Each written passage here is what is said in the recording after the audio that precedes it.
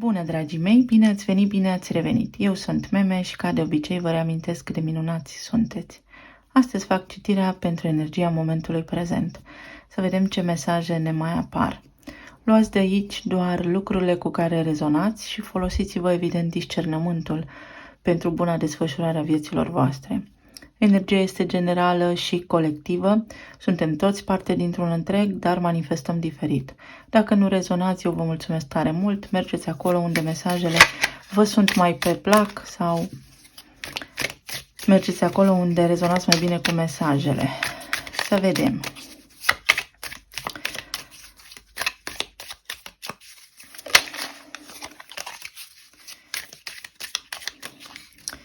La nivel de relații, la nivel de plan material, la nivel de plan emoțional, spiritual.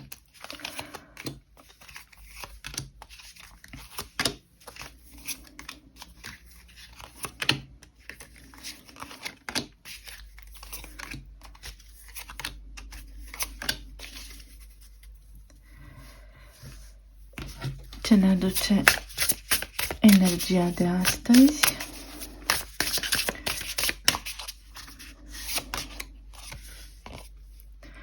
Palma, destinul. Destinul este în mâna ta. 18, luna și aici avem niște picături de ploaie. Ploaia este practic apă din care suntem toți formați, 70-80%, nu știu exact procentajul cu acuratețe, apă. Și apa înseamnă emoție, este elementul primordial din care noi suntem creați, nu numai noi oamenii, ci întreaga creație. Avem aici magicianul și puterea interioară să facem schimbarea pe care ne-o dorim, pentru că destinul stă în mâna noastră. Noi avem mai multe linii temporale de destin. Este ca și când am trăit în mai multe locuri deopotrivă. Pentru cei care nu înțeleg este în regulă, iar pentru cei care înțeleg știu că știți despre ce vorbesc. Și ne putem întrepătrunde linia de destin actuală cu o altă linie de destin pe care deja suntem, dar prin liber arbitru, prin puterea de decizie mai exact.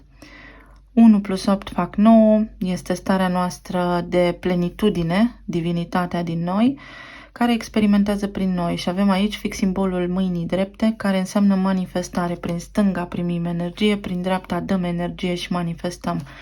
Cu ambele manifestăm, da? Dar circuitul energetic este de la stânga spre dreapta în cazul mâinilor.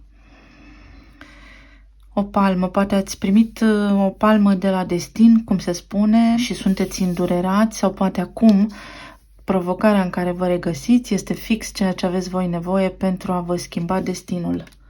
Ce carte interesantă!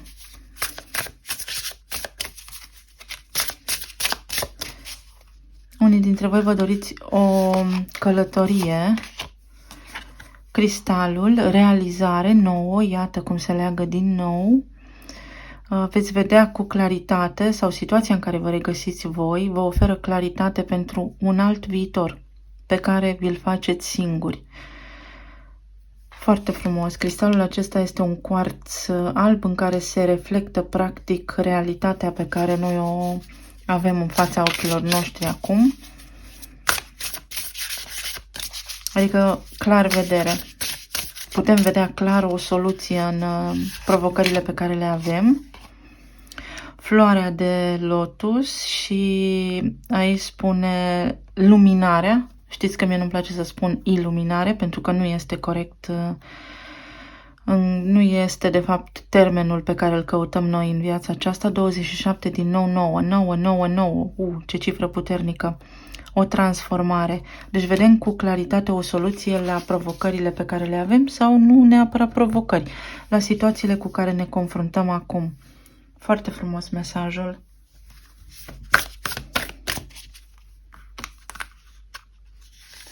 Un alt mesaj. Răspunde la telefon. Explorăm, călătorim și trăim. Ce mesaj frumos. Și aici parcă ar fi vikingi, țările nordice, dar ei erau mai aproape de starea natural al lucrurilor. Aici văd și un as de bâte, dar și un as de spade deopotrivă. Poate fi interpretat și așa și așa. Doi oameni hotărâți la apelul destinului. Deci traversați cumva o situație, o perioadă, o zi, o săptămână, o lună, cum vreți voi să-i spuneți, în care vi se pun în fața ochilor niște provocări sau poate niște persoane sau poate niște situații pentru ca voi să faceți această schimbare. Pot fi chiar și niște blocaje, tocmai pentru ca voi să faceți un salt. Ce interesant! Unii dintre voi v-am spus că vă pregătiți de o călătorie, poate fi ea și inițiatică, și către sinele vostru divin, și către interiorul vostru, către conștiința voastră înaltă. Barza, vești despre o naștere sau vești despre o oportunitate de business nouă sau profesională.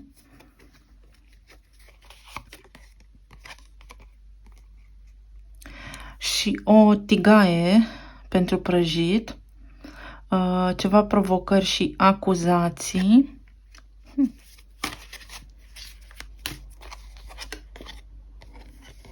Și aici avem pana de scris, întoarce-te la origini, la lucrurile simple, la simplitate. Pentru a putea face un pas înainte, trebuie să cugetăm puțin. Este real, așa funcționează lumea în care trăim. Luminarea vine prin actul de prezență, prin starea de a fi, unde ne întâlnim noi, sufletul nostru, cu timpul sacru, nu pe timpul liniar pe care ni-l imaginăm. Doar oamenii au dat valoare trecut, prezent, viitor, pentru că așa percep în dimensiunea în care trăiesc realitatea. Deci, aici aveți o soluție. Vă vine o idee fantastică, poate la nivel de business, vă întâlniți cu șansa vieții voastre, poate la nivel de profesie sau poate în relația de iubire, unde acum veți putea trage o concluzie, unii dintre voi finală, unii dintre voi importantă, alții dintre voi necesară. Pot avea loc aici evenimente care aduc noutate, poate fi o naștere reală sau pur și simplu o noutate. La nivel de relații, și săptămâna trecută parcă am avut aceleași cărți. Avem Justiția, 4 de monede, 8 de cupe și Cavalerul de monede. La nivel de relații, voi face așa, pe straturi, da? În primul rând, voi înșivă. Puteți să vă dezlegați de durere, suferință și tot ce mai aveți voi prin viețile voastre, pentru că vi se oferă o nouă șansă, dar în urma unei decizii pe care voi trebuie să o luați. Trebuie să spuneți voi, dintr-o stare de recunoștință, simt că merit și acum am viața pe care mi-o doresc, nu trecut, nu viitor, ci prezent. Pentru că justiția înseamnă ceva provocări legale, dacă este cazul, sau karmă. Închiderea unei karme sau conștientizarea unui efect care a provenit dintr-o cauză mai profundă, o cauză care este profund înrădăcinată în subconștientul vostru și de care trebuie acum să deveniți conștienți. Și aici 8 de cupe este format din 4, nemulțumirea mea îmi oprește bucuria de a trăi și de a iubi. Deci situația în care eu mă regăsesc, faptul că eu nu văd și nu am capacitatea să dau drumul unor lucruri importante sau faptul că eu nu am capacitatea să dau drumul unor lucruri care nu mă mai servesc, mă împiedică din a simți iubirea. Iar aici pe asul de bâte am frunze verzi, deci ceva nou crește, dar eu nu văd. Pentru cei căsătoriți aici, văd că aveți o provocare la nivel de finanțe, unde lucrurile, să spunem că nu sunt neapărat într-o stare de egalitate. Și aș îndrăzni să spun că prin energie masculină, deci aveți nevoie de un pic de curaj să treceți la acțiune într-o anume direcție. Unii dintre voi cred că vreți să vă cumpărați o casă sau are legătură cu casa, cu bugetul familiei. Pentru alții dintre voi tot la nivel de căsătorie, dacă sunteți într-o căsnicie, s-ar putea să fiți și separați și atunci este momentul să vă separați și legal, pentru că unul dintre voi deja a plecat din căsnicie, iar aici mai este doar chestiune de acte semnate care trebuie cumva finalizate pentru a putea merge fiecare pe drumul propriu. Dacă sunteți persoane singure, trebuie să vedeți de ce sunteți în 8 de cupe și 4 de monede, pentru că vi se oferă șansa să mergeți mai departe către împlinirea voastră, către 9 de cupe, dar voi persistați într-o teorie, într-o frecvență joasă, într-o idee și o părere proprie sau într-o stare închisă de teamă și de frică. Iar aici justiția spune este momentul, poți acum să ieși din starea asta sau din nefericirea cu ghilimelele de rigoare pe care crezi că o ai în viață. Dar trebuie să fie decizia ta.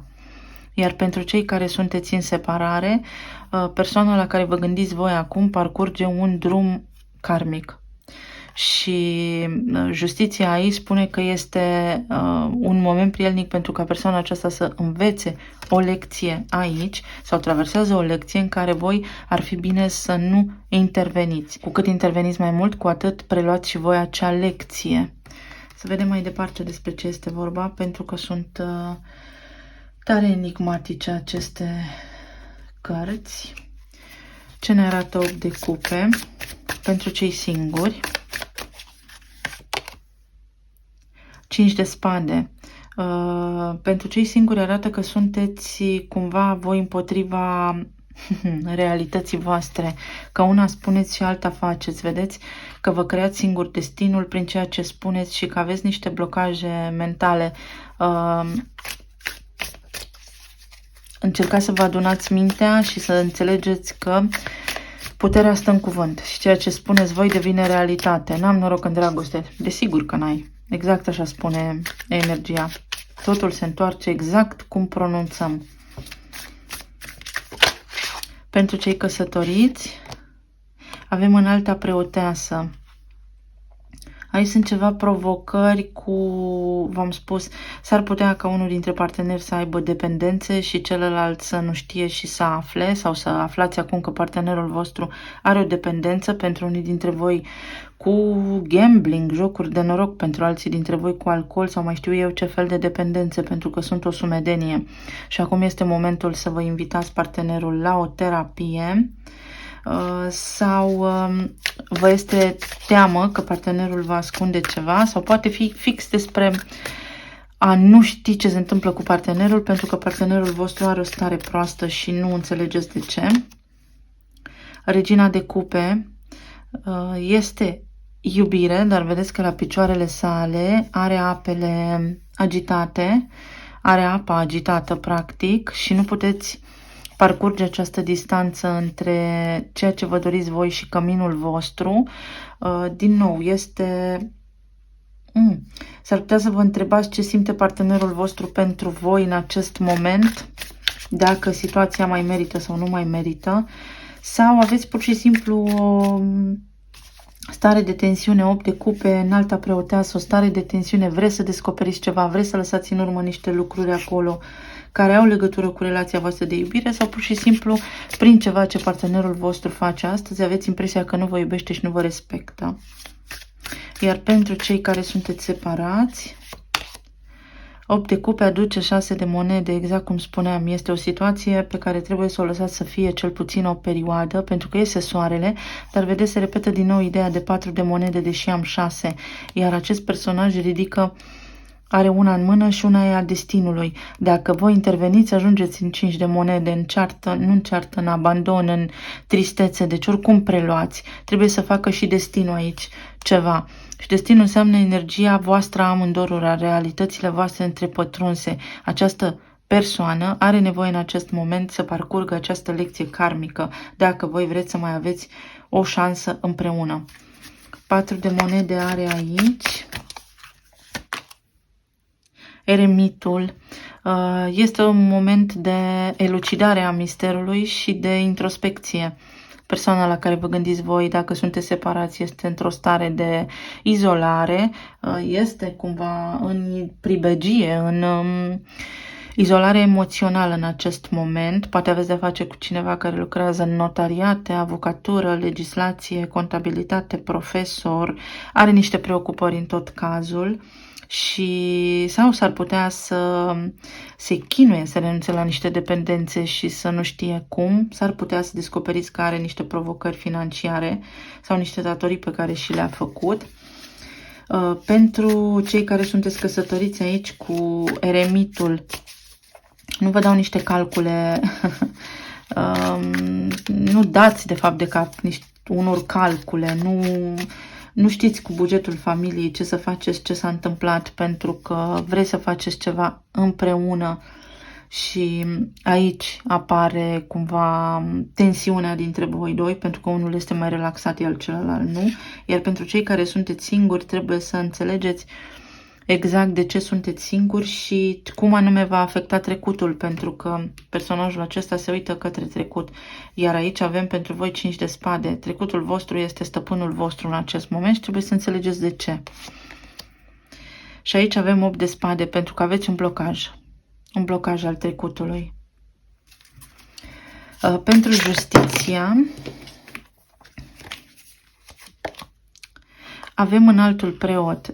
Justiția și înaltul preot aici spun că vorbim despre o energie foarte spirituală, că este o sincronizare perfect aliniată a lucrurilor în univers, de care absolut toți la nivel de umanitate avem nevoie și că pentru cei care sunteți singuri trebuie să vă dați seama pe ce anume puneți preț, care este rădăcina voastră, tradiția voastră, de unde vă trageți și de ce anume v-ați format așa, pentru că puteți avea parte de iubire, puteți avea parte de un cuib al vostru, de o persoană voastră, de trebuie să vă întoarceți înapoi și să călătoriți, iată, către trecutul vostru pentru a vă lumina, să înțelegeți niște lucruri, așa veți reuși să vă creați un alt destin. Pentru cei care sunteți căsătoriți, vă puneți întrebări despre ce înseamnă instituția căsătoriei sau cum anume faceți niște lucruri să funcționeze pentru căsătoria voastră, că poate aveți și voi un impas. Iar pentru cei care sunteți singuri, vă doriți o relație stabilă într-adevăr, dar aveți un blocaj aici și trebuie să înțelegeți ce anume înseamnă blocajul acesta, pentru că din nou mi-apare 5 și 3. Ceva ce a durut în trecut, acum vă blochează și aici vorbim despre copilărie și despre cum ați înțeles voi că trebuie să fie viața atunci. Și este o treabă serioasă. Pentru cine vrea să înțeleagă bine, pentru cine nu rezonează cu mesajele, sunt alte canale acolo care vă oferă ce răspunsuri aveți voi nevoie. Pentru cavalerul de monede, avem 7 de monede. Vi se spune răbdare, răbdare, răbdare și să fim mulțumiți și recunoscători cu ce avem. În primul rând, pentru cei care sunteți singuri cu părinții voștri, pentru că dacă vă respingeți părinții, vă respingeți viața.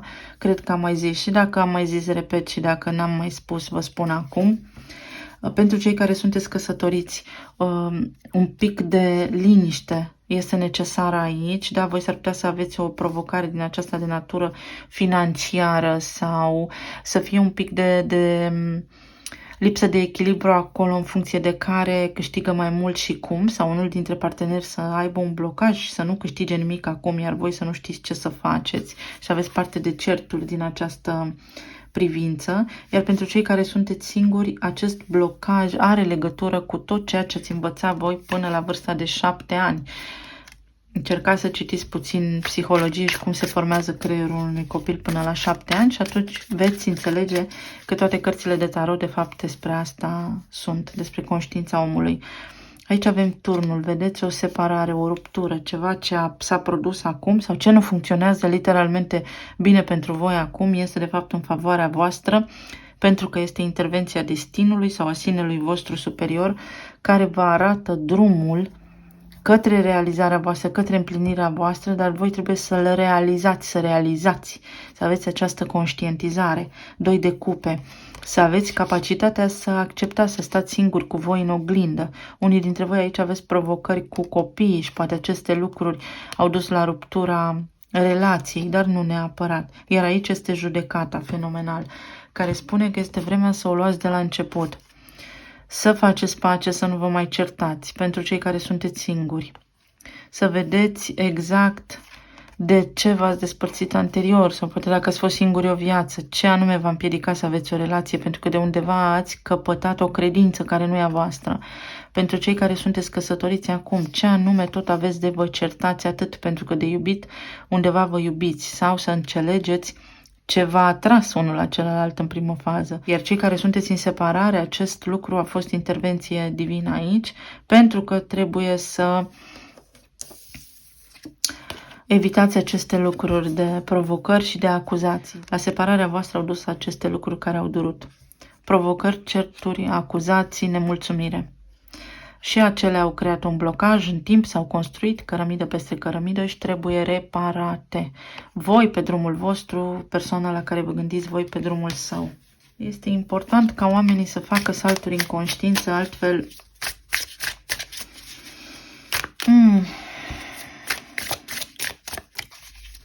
Ce ne arată turnul aici pentru toată lumea? 3 de spade. Este important să vă treziți, să vedeți cine v-a frânt aripile. Undeva pe la vârsta de 3 ani, cumva, toți avem același parcurs sub o formă sau alta. Este o rană de umilință aici, de nu ești suficient de bun și de tip numerit. Părinții noștri asta au făcut, nu în mod intenționat, ci așa a înregistrat creierul nostru prin educația pe care am primit-o, pentru că educația se transmite transgenerațional și atât au știut atunci. Dar noi acum avem puterea de a schimba acest lucru. Pentru cei căsătoriți, care este cea mai bună carte care indică o soluție? Spiritul. Forțe nebănuite sau nevăzute veghează asupra voastră. Divinitatea, da, veghează asupra voastră. Veți reuși să treceți peste provocări. V-am zis că acolo văd niște provocări. Veți reuși să treceți peste, dar cu credință și cu pace și cu armonie. Fără critică și fără acuzație. Pentru cei care sunteți singuri, aveți unicornul, noroc și prietenie. Prin grupul vostru de prieteni puteți căuta ajutor sau poate cineva care vă este alături ca și prieten de foarte mult timp, de fapt este unicornul vieții voastre și nu-l vedeți. Ar trebui să realizați aceste lucruri. Iar pentru cei care sunteți în separare, sentimentele adevărate sunt mascate, arlechinul. Fie persoana la care vă gândiți voi vă iubește și nu vă spune, fie dacă mai stăteau lângă voi nu vă apreciau și atunci această persoană are de învățat, da? De încheiat această rană a umilinței, pentru că asta vă făcea posibil și vouă. Încă o carte pentru cei separați. Pisica neagră. Norocul tău se va schimba în curând. Norocul însemnând destinul. Pentru foarte mulți dintre voi, situația în care vă regăsiți acum se va schimba, dar este nevoie să parcurgeți acele conștientizări despre care vorbeam, acestea. La nivel de plan material, 9 de băte, 7 de cupe, pajul de monede și cavalerul de băte. Aici este ceva agitație, pentru că este o situație în care vă regăsiți și nu prea vă convine. Vreți altceva, dar nici voi nu știți ce. Vreți mai mulți bani și sunteți hotărâți și deciși să porniți către alt drum, dar trebuie să fiți foarte precauți aici, pentru că puteți, din dorința de a avea mai mult sau de a face o schimbare, să dați din rău în mai rău. Și trebuie să fiți foarte conștienți la ce anume nu vă place aici și de ce fugiți de fapt, pentru a evita orice fel de neplăceri. Pentru alții dintre voi văd că aveți provocări cu copiii voștri, nevoie de bani pentru copiii voștri sau copiii voștri v-au făcut ceva necazuri și nu înțelegeți de ce, pentru că voi ați avut grijă de ei până acum, pentru că ai noștri copii sunt copii și pentru că societatea în care trăim îi vizează și îi vânează. Cavalerul de bâte spune că Dacă vreți mai mulți bani, să vă uitați puțin la motivele pentru care v-ați ales până acum serviciul pe care vi l-ați ales și la ce anume vă duce, ce vă determină să ajungeți în postura aceasta de nemulțumire, pentru că altminteri același lucru îl veți repeta pretutindeni. Este ceva confuzie aici, ceva provocări financiare, dar văd că veți primi niște bani care vă ajută pe voi acum să faceți ceva rapid. Ceva rapid, să achitați ceva rapid. Avem pajul de cupe. Din nou apar copiii sau o energie feminină vă poate ajuta. Aveți nevoie de o terapie sau nevoie de bani pentru medic. Unii dintre voi văd că vă doriți să schimbați neapărat serviciul, judecata și din nou vi se face referire aici și prin energia momentului la motivul pentru care vreți să plecați de aici, pentru a evita să intrați de fapt în cerc, dar că puteți rezolva aceste lucruri prin vorbă bună, dacă aveți vreun conflict pe la serviciu sau pe acasă, prin vorbă bună și nebunul, un început. Deci unii dintre voi ați fost foarte naivi în legătură cu niște bani care v-au fost promiși și tocmai de aceea acum suferiți acest efect. Este momentul să vă treziți și să vedeți în cine aveți mai mare încredere de acum înainte sau în cine aveți încredere. Pe plan emoțional, foarte bine, din nou judecata va ieși peste tot. Aveți un gând. Porniți, vedeți, porniți de la început. Este un moment foarte bun să porniți, să conștientizați niște lucruri pentru a ajunge la această stare de optimism.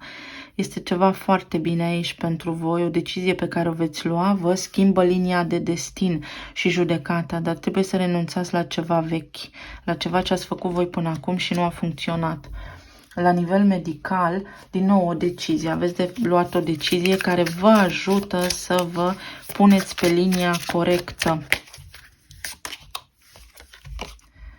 8 de monede. Cu banii sau cu stima de sine, cu valoarea de sine, să vă apreciați voi un picuț mai mult. Iar aici avem 4 de spade și un pic mai mult de odihnă, să treceți în vedere, de fapt, foarte bine cât timp alocați la serviciu și cât acasă, pentru că nu este echilibru aici. Și de îndată ce veți aduce lumină în această poveste, emoțional vă veți simți un pic mai bine. Trebuie să vă odihniți mai mult. Dacă suferiți de insomnie, să vedeți ce anume vă provoacă această insomnie, pentru că aveți o decizie de luat. Și de îndată ce vă lămuriți cu această decizie, vi se aranjează cumva, să știți, și mintea. Să luăm și aici o carte la nivel emoțional.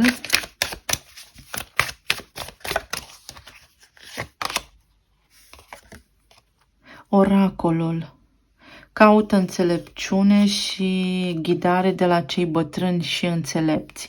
Cei bătrâni și înțelepți puteți fi și voi, dar trebuie să căutați înțelepciunea în voi înșivă sau realmente să cereți ajutorul cuiva. Prin vis să știți că veți primi niște răspunsuri unii dintre voi, iar alții dintre voi veți vedea afară, în natură, lângă un lac, niște răspunsuri.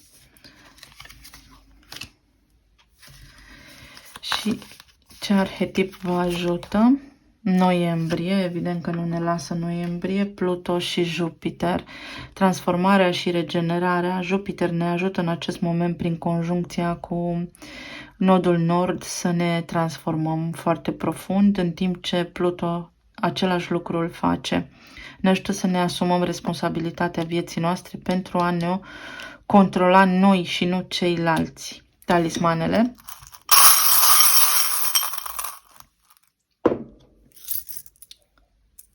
O cheie care deschide lacătul, o oportunitate și la nivel de iubire și la nivel de serviciu profesional financiar. Iată, deschideți această karmă, o încheiați. Taurul, cu banii sau la nivel de stimă de sine. Iată, karma. Cifra 8, la nivel de bani, la nivel de putere, casa 8-a de intimitate. Se poate repara ceva prin a fi relaxat. Când voi conștientizați Norocul vi se arată, este o moarte a unui ego aici sau o transformare a voastră la nivel interior ca și copil. Iar aici avem FT, te faci bine tu. F și T, să nu te dai bătut.